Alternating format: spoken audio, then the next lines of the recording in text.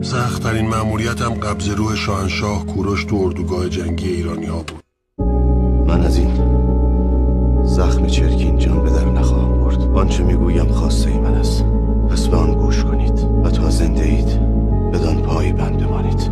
آنچه را از ما مانده به نیکی و پاکی نگاهبان باشید که ایران زمین جایگاه پاکان و نیکان روزگار است. بدانید که فرمان روایی بر دلها بسی خوشتر است تا فرمان روایی بر زمین ها. به نیروی دادگری و نیکندیشی پهنه ایران زمین را چنان گسترانیدند که به پهناوری آن کشوری نیست. پس این خاک و مردمانش را تا هست گرامی بدارید. در میان خود دشمنی نکنید که سرزمین و مردمانش یک سر به خاری و نیستی میبرد. پس از مرگم هیچ کس بر پیکر برهنه من نگاه نکند. هیچ آیین سوگ برگزار نکنید. تن بی جان مرا به زر و سیم نیارویید. پیکرم را بی درنگ در خاک کنید که از خاک این سرزمین جز نیکویی نمیروید.